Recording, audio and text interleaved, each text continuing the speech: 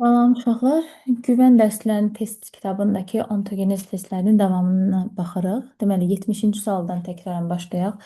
Deməli, 70-ci sualda deyir, somatik hüceyrəsində mitoz bölünmənin anafazasında en sayda xromosomu olan bir canlının cinsi hüceyrəsində meyoz bölünmənin ikinci profazasında neçə xromatid sayı olar? Baxaq. Deməli, mitozun anafazasında xromosom sayı deməli 4N 4C, 4D idi. Düzdürmü? Baxaq indi bizdən nəyi soruşur? Əgər 4N-i bizə N ilə işarələyibsə, profaza, ikinci profazada isə xromosom sayı olurdu. N, 2C, 2D. Bəs 2C neçə olacaq? Burada xromatid sayı xromosom sayına bərabər olduğu üçün biz N ilə də yaza bilirdik. Deməli, olacaq. Deməli, bu zaman 2 dəfə azalmış olacaq. N bölü 2 olacaq. Xromatidlərin sayı. Deməli, 71-ci suala baxaq. Çoxhüceyrəli heyvan orqanizminin yumurtalığında yetişmə zonasının sonunda cəmi 20 hüceyrə əmələ gəlibsə, maksimum neçə hüceyrə mayalanma zamanı erkək qametlə birləşər? Biz demişdik ki, heyvan orqanizmində yumurtalığın yetişmə zonası sonunda əmələ gələn neçə hüceyrə varsa, onu 4-ə bölərik. Taparıq başlanğıc hüceyrə sayı. Çünki bir hüceyrə daxil olanda 4 dənə hüceyrə yaranırdı. Bunun 3-ü yönəldici cisimci idi, biri qamet idi. Yəni bir hüceyrə daxilində cəmi yaranan hüceyrələrdən biri qamet adlanırdı. 20 dənə hüceyrə daxil olsa, bunu 4-ə bölməklə biz qamet sayını taparıq ki, 5 dənə qamet var imiş. Və 5 qametdən hər biri də erkək qametlə birləşərək mayalana bilər. Deməli, cavabımız 5 olacaq.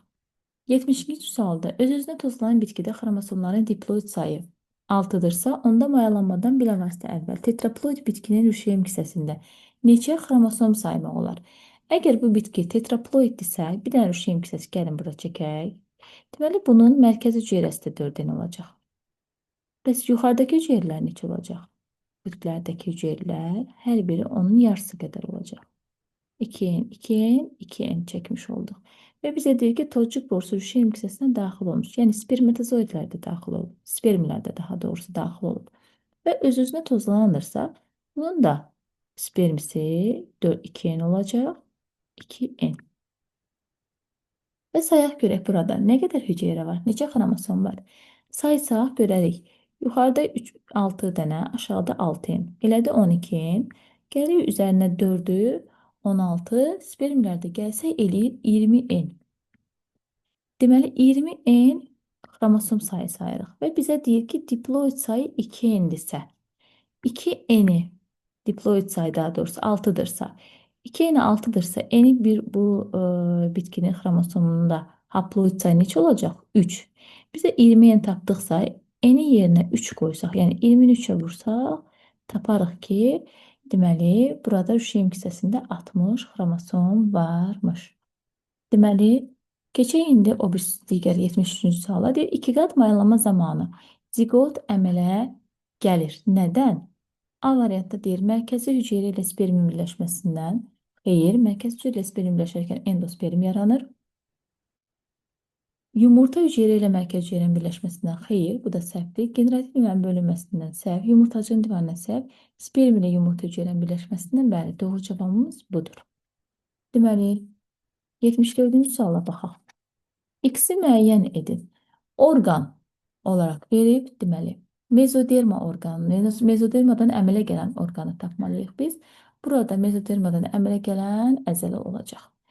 75-ci sualda isə deyir ki, diploid xromosomlu örtülü toxumlu bitkinin rüşeym hissəsində mayalanmadan bilavasitə əvvəl haploid xromosom dəstinə malik neçə hüceyrə olur?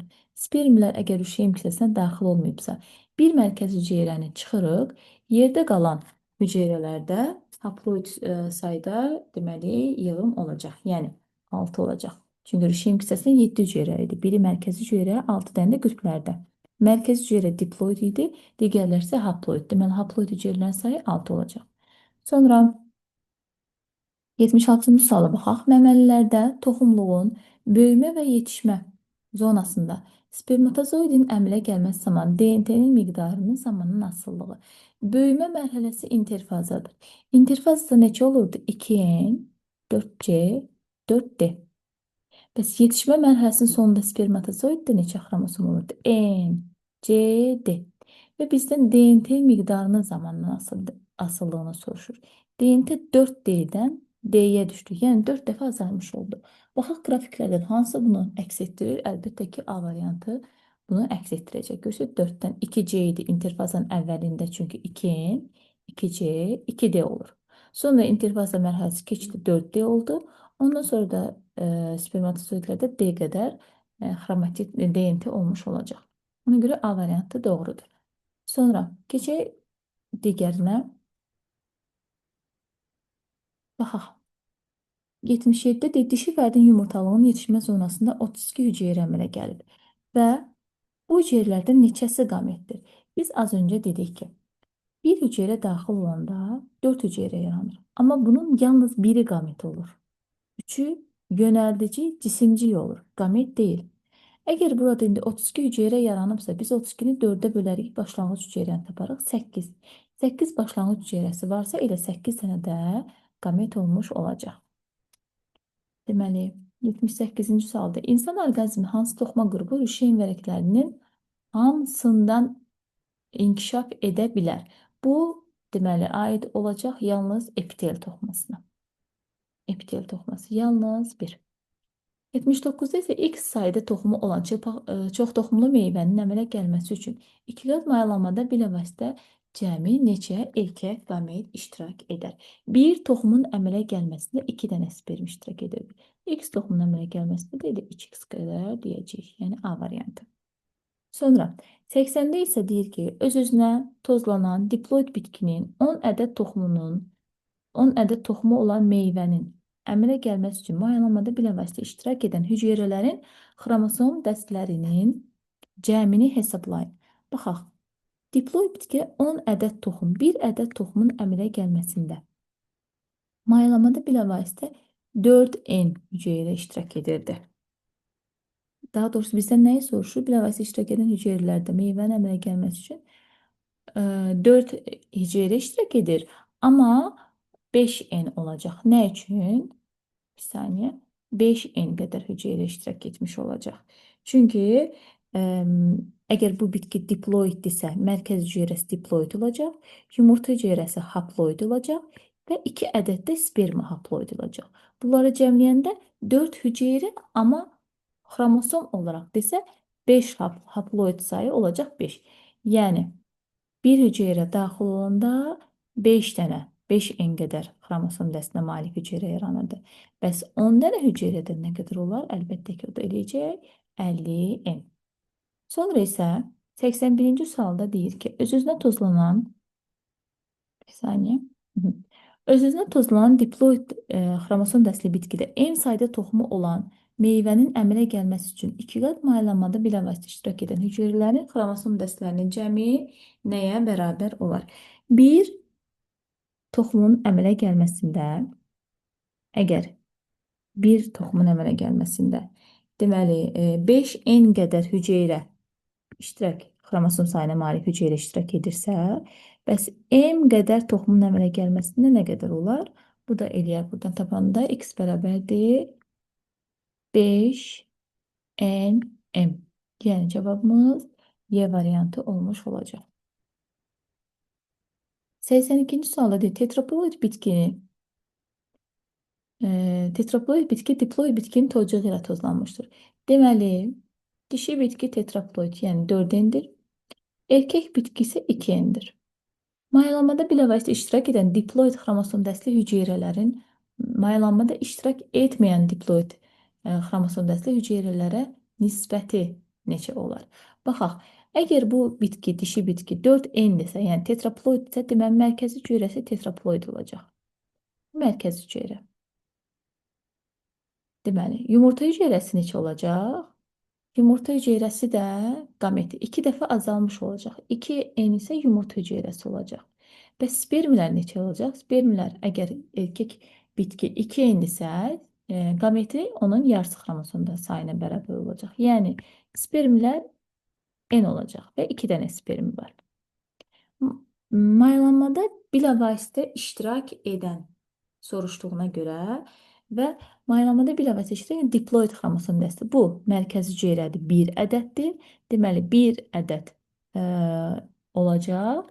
Sonra isə cavabımız deməli 1N maylamada iştirak edən diploid xromosom dəsti hüceyrə 1 olacaq. İştirak etməyənlər isə 5 ədəd olacaq.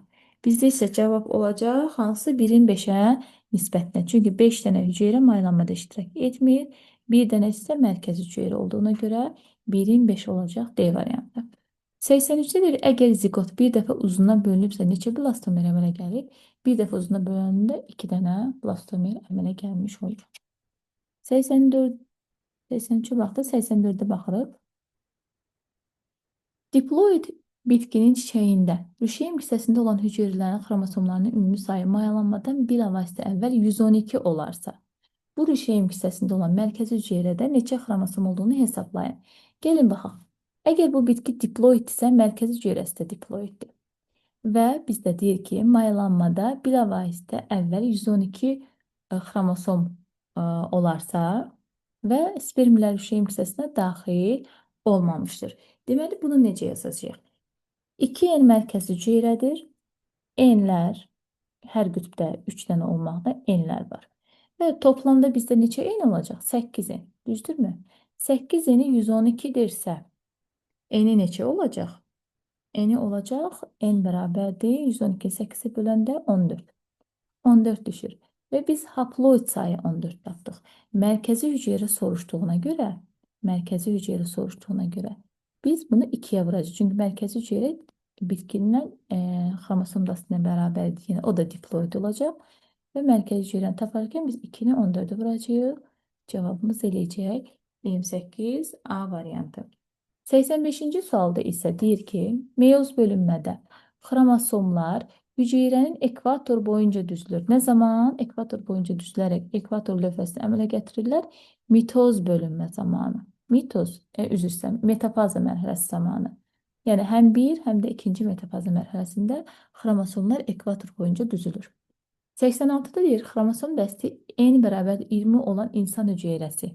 Əgər söhbət insandan gedirsə, insanda diploid 46 idi, haploid isə 23 idi. 46 onun somatik hüceyrəsi, 23 isə cinsi hüceyrəsi idi. Deməli, burada əmələ gələn 23 xromosomlu hüceyrələr nə hüceyrəsi olacaq? Meyoz bölünmə nəticəsində alınmış hüceyrələr. Çünki meyoz bölünmə nəticəsində qamet yaranırdı. İnsanda 23 xromosom sayına malik hüceyrə də qametdir. Ona görə cavabımız Y variantı olacaq 86-da.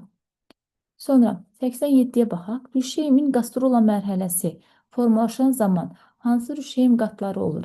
Baxın, formalaşan zaman deyir. Yəni, qastrulanın əvvəlində ektoderma və endoderma olacaq.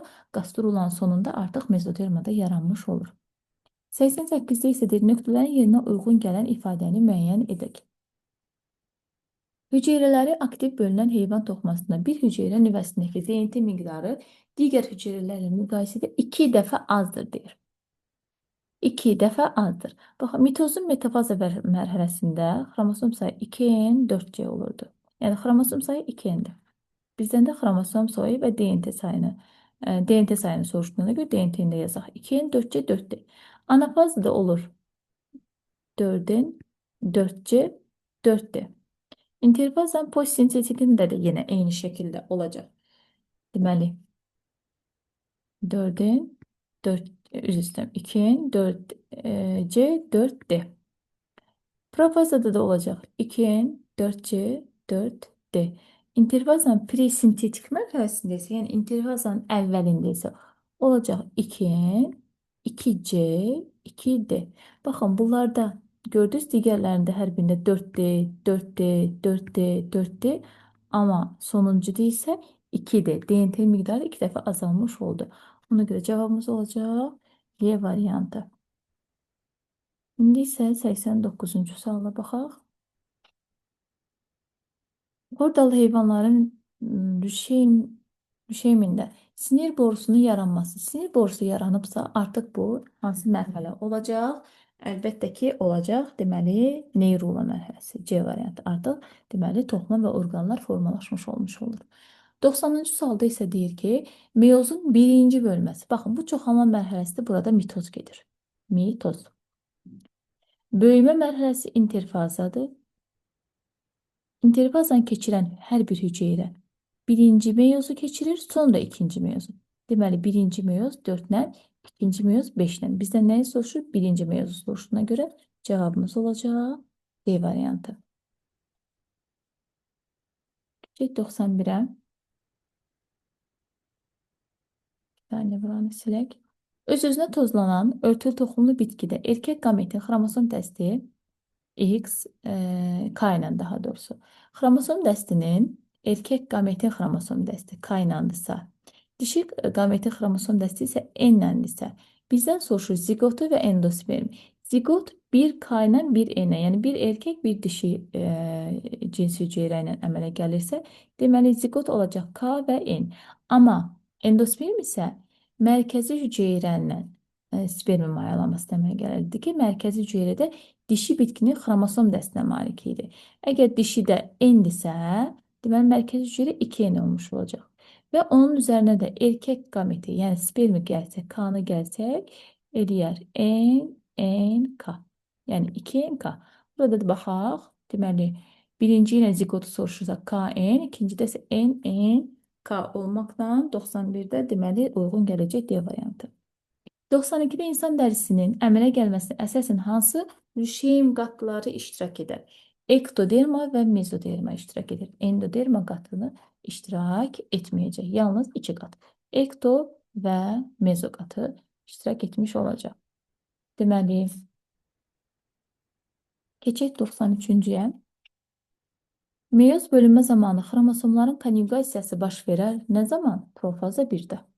Baxaq cavabımıza, profaza 1-də ancaq baş verə bilər. Qeyri-cinsi çoxalma zamanı əmələ gəlmir qamet. Qamet cinsi çoxalma zamanı əmələ gəlir. Tədqiqatçı mikroskopda hüceyrənin orta hissəsində eninə yerləşmiş lövhəcik əmələ gəldiyini və hüceyrənin əks qütblərində nüvələrinin yenidən formalaşdığını müşahidə etmiş. Deməli, bu telefazdadır. Burada artıq sitokinez, yəni sitoplazmanın bölünməsi gedir və sitoplazmanın bölünməsi bitkilərdə eninə yaranmış lövhəciyin sayəsində bölünürdü ki, bu lövhəcikdə Golgi kompleksinin hesabına yaranmış olurdu. Və deməli, burada söhbət gedəcək. Nədən? Bitki hüceyrəsindən. Sitokinez baş verən bitki hüceyrəsi. Baxaq, elə bir cavabımız harada olacaq? D variantında. Sitokinez baş verən bitki hüceyrəsindən gedir söhbət. Amma heyvanlarda necə idi? Heyvanlarda isə hüceyrə ortadan buğumlanaraq bölünürdü. Bitkilərdə isə qalan hüceyrə divarı olduğuna görə hüceyrə buğumlanıb bölünə bilmədiyinə görə məhz eninə lövhəcik yaranırdı. Nədən? Golgi kompleksinin hesabına. Deməli, 96-ya baxaq. Mitozun anafaza mərhələsi nə zamandan başlayır?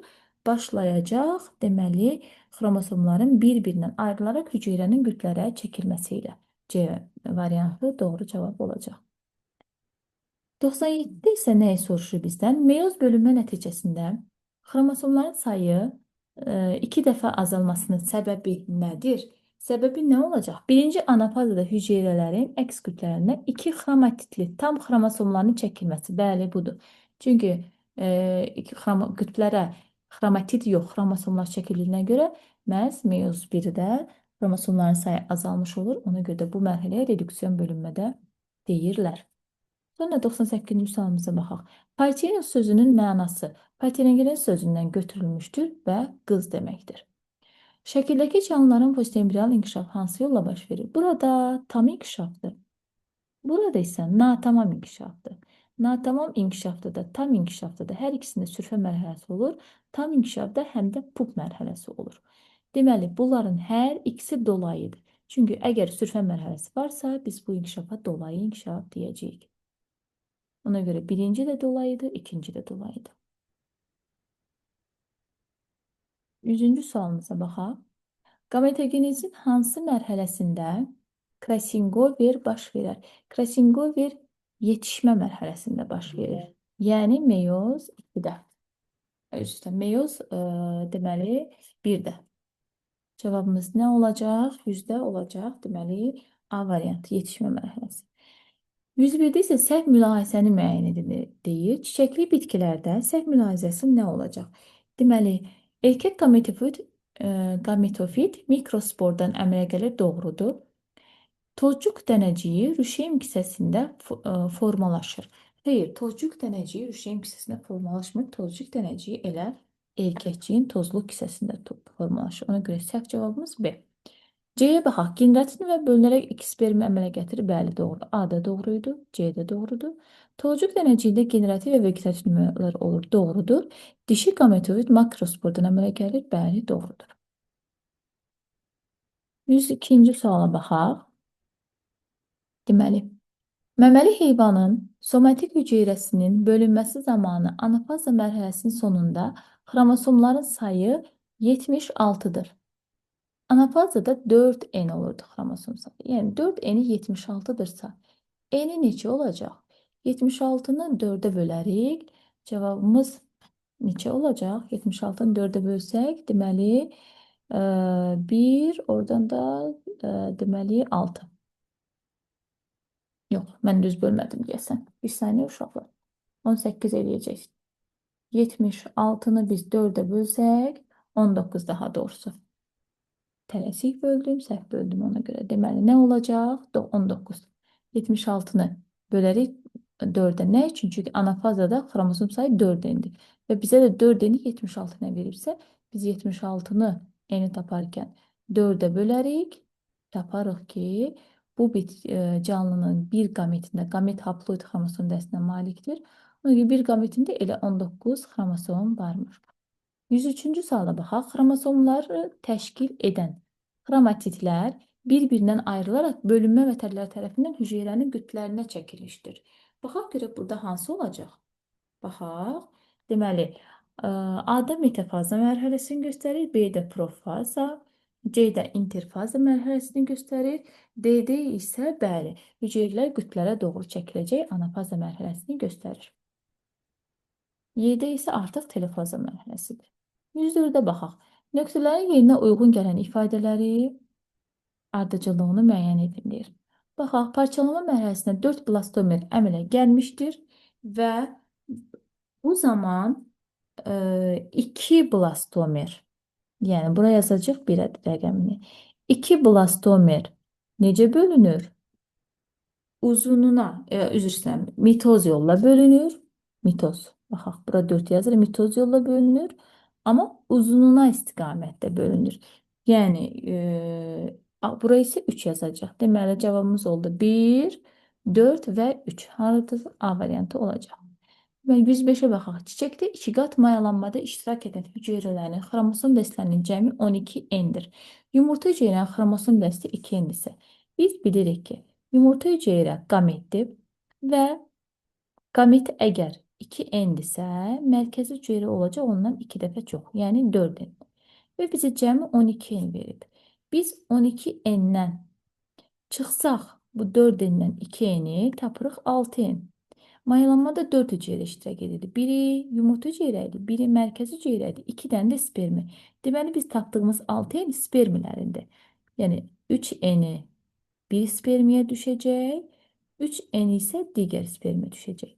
Və bizdən bu zaman nəyə soruşur? Endosperm hüceyrəsinin xromosom dəsti. Endosperm əmələ gəlirdi mərkəzi hüceyrə ilə spermin birinin mayalanmasından. Biz tapdıq mərkəzi hüceyrəmiz 4N-dir. Spermi də tapdıq ki, 3N-dir. 4N-dən 3N birləşər, eləyər mərkəzi hüceyrə 7N. Deməli, 106-cı suala keçək. 105-ə baxdıq, indi isə 106-ya baxaq. Cümləni tamamlayın. Meyoz bölünmənin ikinci mərhələsi, deməli, ikinci profaz ilə sona çatır. Xeyr, baxaq görək hansı uyğun. D-yə baxaq. Meyoz bölünmənin ikinci mərhələsi ikinci profaza ilə başlayar. İkinci profaza ilə başlayar cavabı daha doğru olur. Deməli, 107-də isə şəkildə hansı çoxalma forması göstərilmişdir? Baxın, bu göbələklərdə sporlarla çoxalır. Gametogenezdə toxumluğun böyümə zonasında baş verir. İnterfaza, böyümə mərhələsində, böyümə zonasında interfaza baş verir. Yəni, hüceyrələr bölünməyə artıq hazır vəziyyətə gəlmiş olur.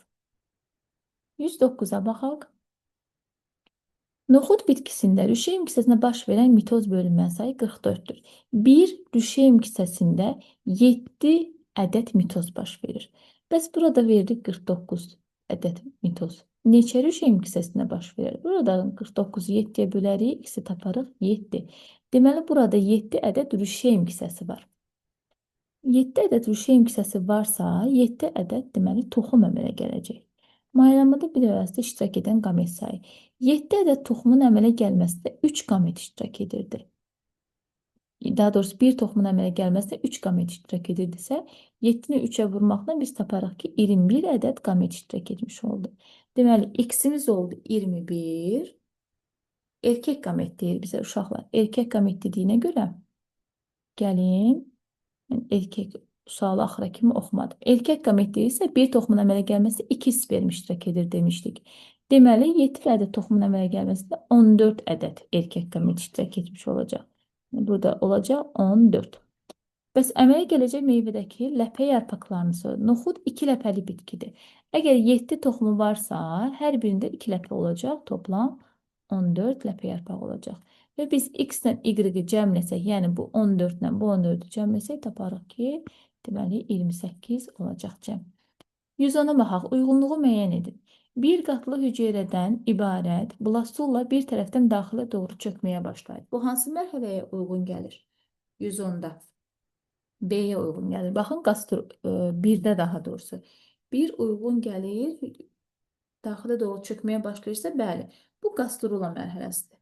Deməli, birə uyğun gəldi qastrula. Toxumalar və orqanlar formalaşmağa başlayır. Neyrula C uyğun gələcək. Zigot mitoz yolda 2 blastomerə bölünür parçalanma mərhələsində. Deməli, bu isə uyğun gələcək. 3 isə uyğun gələcək A-ya. Deməli, baxaq görək 1B, 2C, 3A. Harada var? B variantında var.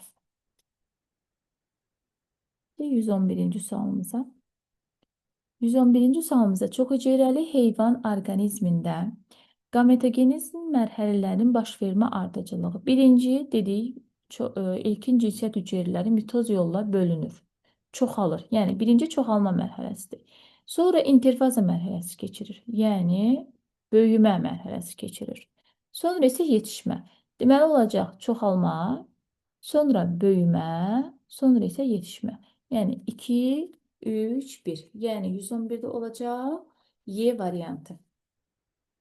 112-də isə X və Y-in cəmini soruşur, baxaq görək. Bir nüvəli heyvan hüceyrəsində mitoz bölünmənin metafaza mərhələsində xromosom sayı. Mitoz bölünmənin metafazasında xromosom dəsti 2N, 4C, 4D olurdu. Yəni, xromosom 2N. Bunun 2N-ini bizə 8-dən verib. 2N bərabərdir 8. Xromatid sayı nə qədər olacaq? Əgər 2N 8-də xromatid sayı nə qədər olmuş olacaq? 8-i vuracaq 2-yə, yəni 16. Xromatid sayı 16 olmuş olacaq, çünki 2 dəfə çoxdur ondan. Xromatid sayı 4C idi, xromosom sayı 2N-dir. Xromatid sayı xromosom sayının 2 dəfə çox olduğuna görə biz 8-i 2-yə vurduq, X-i tapdıq. Xromosomdakı DNT zəncirləri deyir. DNT 4D-dir. Zəncir deyərkən hər DNT 2 zəncirdən ibarət olmuş olur. Deməli, o zaman neçə olacaq bizdə? O zaman olacaq. Deməli, y-imiz olacaq nə? Əgər bizdə 4C 8, 16 oldusa və 4D-də burada yazım. 4D DNT-dirsə, hər DNT 2 zəncirdən ibarət idi. Yəni 8 zəncirdən ibarət olacaq. Deməli, 4C-miz 16 oldusa, buraya yazım. 4C 16 oldusa, 8 D-miz artıq 32 olacaq. Deməli, y-imiz 32. Bunları cəmləyərkən, 16 ilə 32-ni cəmləyərkən 48 almış olacağıq. Deməli, keçək 13-cü suala. Diploid çiçəkli bitkinin fərqli inkişafında xromosom sayının belə dəyişməsi baş vermir. 2N N ola bilər. 3N 3N ola bilər mitoz bölümünə gedərsə. N-lə N əmələ gələ bilər. Bəli, çünki mitoz bölünmə gedərsə ola bilər. Y variantına baxaq. 2N-lə 2N, Y-lə mitoz bölünmə əmələ gələrsə ola bilər. Amma D variantda 3N-lə 2N-ə, yəni xromosom dəstinin bu cür azalması baş vermir. 114-də baxaq. Uyğunluğu müəyyən edin deyir. Deməli, silək. Gözün torlu qişası endodermadır. Xeyr. Gözün torlu qişası ektodermadır. Burada səhvdir. Qalxanın bənzər vəzi ektodermadır. Xeyr, endodermadır. Epidermisin törənilməsi mezoderma deyil, ektodermadır. Bu da səhvdir. Dərinin piy qatı endoderma deyil, mezodur. Mədaltı vəzi endodermadır. Bəli, bu isə doğru olacaq. 15-ci, 115-ci sualımızda çiçəkli bitkilərdə bilavasitə meyoz bölünmədən əmələ gəlir. Bilavasitə meyoz bölünmə ilə əmələ gəlir. Mikrospor və yaxud da ki, makrospor deyəcəyik. Sonra 116-cı sualda isə öz-özünə tozulan çiçəkli bitkinin toxumunda endosperm hüceyrəsi interfazda 9N xromosom dəstinə malikdirsə, bu toxumun qabıq hüceyrəsində xromosom dəstini soruşur bizdən.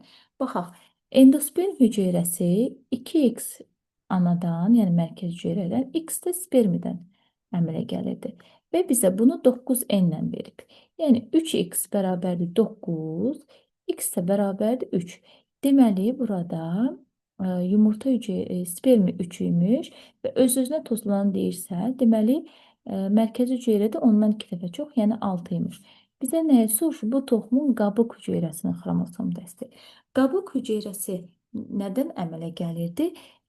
Yetkin bitkidən. Yetkin bitkini tapdıq 6N idi. Deməli, qabıq hüceyrəsi 6N olmuş olacaq. Cavabımız olacaq B variantı.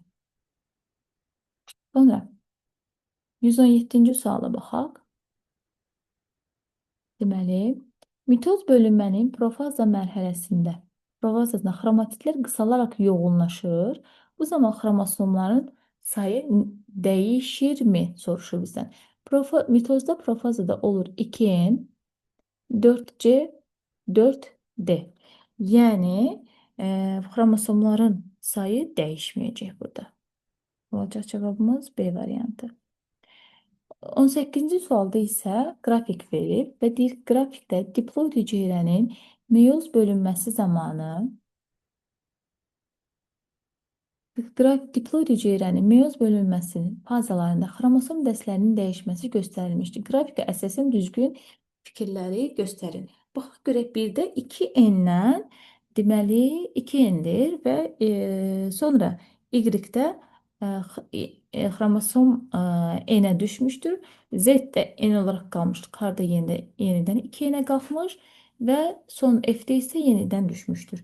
Deməli, burada olacaq 2N olmağı meyozun bilirik ki, birinci anafazasında 2N olur. Birinci anafazası yaza bilərik bura. Birinci anafaza. Sonra isə xromosom sayı azalmış olur. Bu oldu birinci telofaza.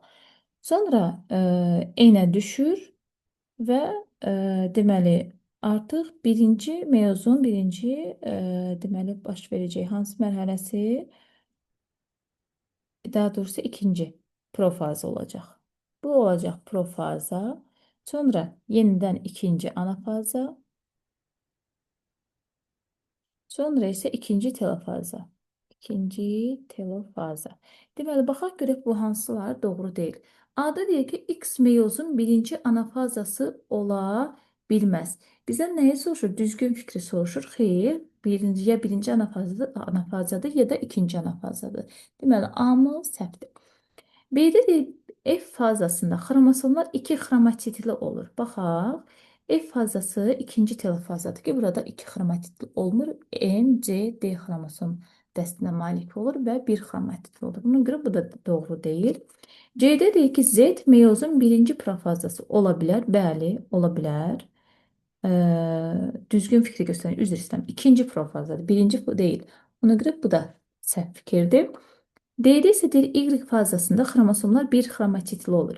Y fazası birinci telofazadır. Birinci telofazasında xromosom dəsti N, 2C, 2D olurdu. Ona görə 1 yox, 2 xromatitli olur. Bu da səhvdir. Deməli, qaldı C variantı. Cavabımız elə bu olacaq. Baxaq, K fazasının sonunda. K nə idi? İkinci anafaza. Xromosomların sayı ilə xromatit sayı bərabər olur. Bəli, çünki 2N, 2C, 2D olur burada. Bu isə doğru olacaq.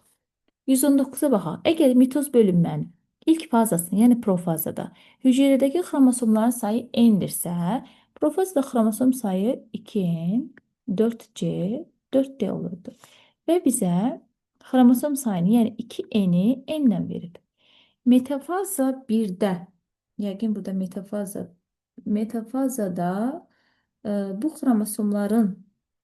xromosomlarda cəmi neçə DNT zənciri olar deyir. Bizə əgər 2N-i N-lə veribsə, DNT-miz də 4D idi, zənciri isə 8D olacaq. Yəni 8 dənə zəncirimiz isə olacaq deməli X. Buradan X-i tapanda biz, daha doğrusu bunda deməli 8 X taparkən 8N bölək 2N, o zaman da eləyəcək neçə? 4. Cavabımız eləyəcək deməli B variantı. Baxaq görək. 119-u neysə açıq tiplərə keçirik. Açıq tipli test tapışıqlarına baxaq. Cədvəldə X plus Y-in cəmini soruşur bizdən. Erkəkçikli tocuqlardakı ana tocuq hüceyrələrin sayını X-lə verib, mikrosporların sayını 96, spermlərin sayını Y-lə. Biz belə bir şey çəkək, gəlin. Deməli, bir ana tocuq hüceyrədən 4 ədəd mikrospor əmələ gəlir və hər mikrospordan da 2 ədəd sperm olmaqla toplam 8 ədəd sperm əmələ gəlmiş olur. Mikrosporların ümumi sayını verib bizə 96. Deməli, spermlərin sayı nə qədər olacaq? Ondan 2 dəfə çox, yəni 192. Bəs anatolik hüceyrələrin sayı nə qədər olacaq? Bundan 4 dəfə az. Çünki birindən 4 əmələ gəlirdi. Bəs 96 neçəsinə əmələ gəldi? 96-nı bölərik 4-ə, taparıq. Deməli, burada gəlin hesablayaq.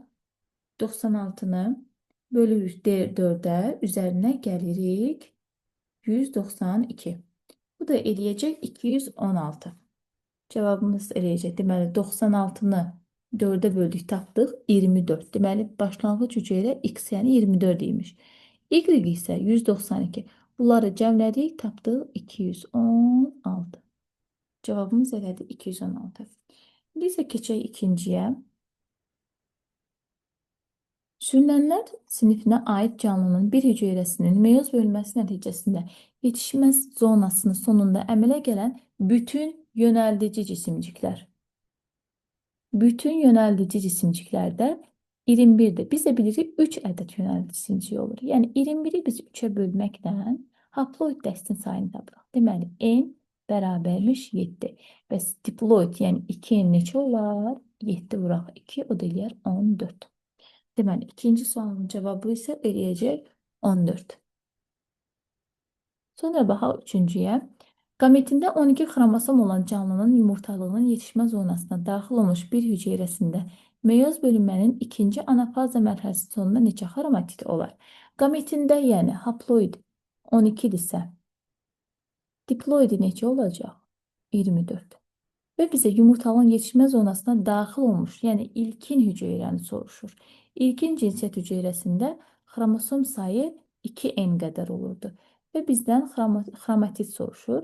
Elə bil, ilkin cinsiyyət hüceyrəsi 2N, 4C, 4D xromosom dəstinə aiddir. Yəni, 24-ü də 2-yə vursaq, xromatidlərin sayını tapmış olaraq 48. Və bizə deyir ki, meyoz bölünmənin ikinci anafaza mərhələsinin sonunda neçə xromatidi olar?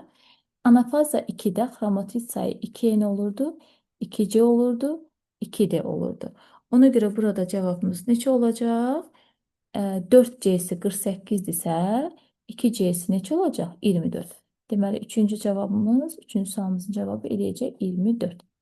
Gəlin 4-ə baxaq indi, 4-cü suala. Diploid xromosomlu noxud bitkisinin yumurtacığında mayalanmada bilavasitə iştirak etmiş haploid xromosom yığınlı hüceyrələrin xromosom dəsti 21-dir. 3 ədəd haploid hüceyrə iştirak edir. 1 sperm, 2 spermin, 1 yumurta hüceyrə. Yəni biz 21-i 3-ə bölsək, haploidi taparıq ki 7. Deməli, bu bitkinin haploidi 7 imiş, noxudun. Bizə nə soruşur? Endosperm hüceyrəsi. Endospermdə 3N idi. Yəni 7-ni biz 3-ə vursaq, elə 21 taparıq endospermi. Sonra keçək 5-ciyə. Hamı silək. 5-ciyə də çiçəkli bitkinin iki qat mayalanmada bilavasitə iştirak edən hüceyrələrinin xromosom dəstlərinin cəmi 35-dir. Bilavasitə iştirak edən hüceyrədir. Yumurta hüceyrə 7-dirsə, Yumurta hüceyrə 7-dir. Mərkəzi hüceyrə bundan 2 dəfə çox. Yəni 14 olacaq. 14. Və 7 ilə 14-ü biz cəmləsək 21 eləyir. Bizə cəmi 35 verir. Düzdürmü? 35-dən biz mərkəzi hüceyrə ilə yumurta hüceyrənin cəmini çıxsaq, taparıq spermlərin sayı. 14. 14-ün 7-si və 7-si hərəsi bir sperm olacaq. Bizdə nəyi soruşur? Endosperm hüceyrəsi. Endosperm nədən əmələ gəlirdi? Mərkəzi hüceyrənin spermi. Mərkəzi hüceyrəni tapdıq ki, 14. Spermlə tapdıq 7. Bunları cəmləyərik, elə cavabımız eləyəcək 21. 5-ci sualımızda da cavab 21 oldu. Keçək indi 6-cı sualımıza. Altda bir noxud bitkisinin yumurtalığında mayalanmadan bilavasitə əvvəl rüşeym hissəsində cəmi 90 hüceyrə olarsa, bu yumurtalıqdan əmələ gələn çox toxumlu meyvənin maksimum neçə toxumu və spermlər rüşeym hissəsinə daxil olub deyir. Baxın, rüşeym hissəsini çəkirdik. Bir dənə mərkəzi hüceyrə olurdu və qütblərdə də 3 ədəd haploid hüceyrə olurdu. Və rüşeym spermlərdə hətta bura daxil olubsa, burada neçə hüceyrə görürük? Baxaq, 1, 2, 3, 4, 5, 6, 7, 8, 9. Deməli, bir rüşeym hissəsində 9 hüceyrə olur mayalanmadan öncə. Bəs 90 hüceyrə neçə rüşeym hissəsində olar? Tapdıq. 90-ı 9-a bölərik, tapdıq. 10 dənə bizim rüşeym hissəmiz var imiş. Deməli, 10 dənə rüşeym hissəsində neçə toxum əmələ gələr? Elə 10 toxum əmələ gələr. Cavabımız da elə 10 olacaq. Sonra 7-ci sualda isə deyir, diploid xromosom dəsti sayı 42 olan buğda bitkisinin öz-özünə tozlanması zamanı 2 qat mayalanmada iştirak edən haploid xromosomlu hüceyrələri cəmi neçə xromosom olduğunu deyir. Deməli, əgər bu bitkinin diploidi 2N-i 42-dirsə, haploidi neçə olacaq? 21. Mayalanmada iştirak edən haploid xromosomlu hüceyrələrin cəmini. Mayalanmada iştirak edən 3 dənə haploid hüceyrə var. Biz 21-i 3-ə vursaq taparıq. Burada eləyəcək. Deməli 63. Cavabımız elə 63. Çünki haploid hüceyrələr 3 ədəddir. Biri yumurta hüceyrə, ikisi isə sperm hüceyrəsi. Deməli 8-ci suala baxaq. Ontogenezin parçalama mərhələsində ontogenezində parçalama mərhələsi olan çox hüceyrəli heyvan orqanizmdə 128 blastomerdən ibarət rüşeyin əmələ gəlməsi üçün cəmi neçə blastomer bölünməyə məruz qalmışdır? Biz deyirik ki, bayaq, zigotdan uzuna bölünür 2 blastomer, sonra 4, sonra 8, sonra yenə uzunluğa 16, eninə 32, təkrar uzunluğa 64, təkrar eninə 128. Və biz dedik, bölünməyə məruz qalan blastomer soruşursa, sonda yaranan blastomerdən əvvəldəki ilkin blastomeri çıxır. Zigot blastomer deyil. Ona görə zigotu çıxmırıq. Hüceyrə sayı deyərsə, biz bəli, 128-dən 1 çıxart tapardıq. Blastomer sayı deyirsə, sonda yaranan əvvəlki blastomerə, yəni 128-dən 2 çıxmaqla biz taparıq. Bölünməyə məruz qalan 126 blastomer varmış. Neşterçədə 16 blastomerdən ibarət rüşeyin əmələ gəlməsi zamanı neçə hüceyrə həm uzundan bölünməklə əmələ gəlir, həm də uzundan bölünməyə məruz qalır. Bu, blastomer sayından asılı olmayaraq, istər 16 blastomer, istər 32, istər 64. Heç bir fərqi yoxdur. Hər zaman uzundan bölünmədən əmələ gələn və uzundan bölünməyə məruz qalan 2 ədəd blastomer olur. Çünki 2 ədəd blastomer öz uzundan bölünmədən əmələ gəlmişdir və sonra da yenidən uzundan bölünməyə məruz qalaraq 4 dənə blastomer əmələ gətirmişdir. Yəni, blastomerlərin sayından asılı olmayaraq, uzundan bölünmədən əmələ gəlib, uzundan bölünməyə məruz qalan blastomerin sayı hər zaman 2 olur. 10-cu sualda endoderma qatından əmələ gəlir. Nə? Nəfəs borusunun epitelisi, bəli. Sonra burunun epitelisi xeyir, dərinin epitelisi xeyir və bağırsaq epitelisi. Deməli, cavabımız 1 və 4 olmuş olacaq. Sonra keçək 11-ci sualımıza. 11-ci sualda deyir, düzgün mülahisələri seçin. Gəlin oxuyaq bir-bir. Nəyi deyir bizə? Bir də heyvanlarda mayalanmış yumurta hüceyrə ana orqanizmdə və ondan kənarda inkişaf edə bilər. Bəli, bu doğru fikirdir. Çünki bəzən daxili mayalanma gedənlərdə heyvanlarda əksərən deməli quşlar olsun, sürünənlər olsun. Bunlarda mayalanmadan sonra yetkin orqanizmin inkişafı orqanizmdən kənarda. Bəzən əksər heyvanlarda isə yenidən deyə bilər ki, tam inkişaf ana orqanizmdə gedir. Yəni birinci fikir doğrudur. İkinci fikirdə isə deyir, bitkilərdə orqan və toxumaların formalaşması həm lüşemin inkişaf dövründə, həm də bütün postembrional inkişaf zamanı baş verir. Bəli, bitkilər həm embrional dövrdə, həm də postembrional dövrdə ömrü boyu böyümürlər, inkişaf edirlər. Bu fikir də doğru olacaq. Gəlin bura plus çəkək, bu da plusdur. Üçüncünü oxuyaq. Örtülü toxumlularda həyat dövrəsində gametofit nəsli üstünlük təşkil edir. Xeyr, gametofit yox, sporofit nəsli üstünlük təşkil edir. Ona görə bu doğru fikirdir. Heyvanlarda mayalanmanın iki formasına, xarici və daxili formaya rast gəlinir. Bəli, doğru. Ali sporlu bitkilərin sporundan diploid qeyri-cinsi nəsli inkişaf edir. Xeyr, ali sporlu bitkilərdən spordan deməli haploid.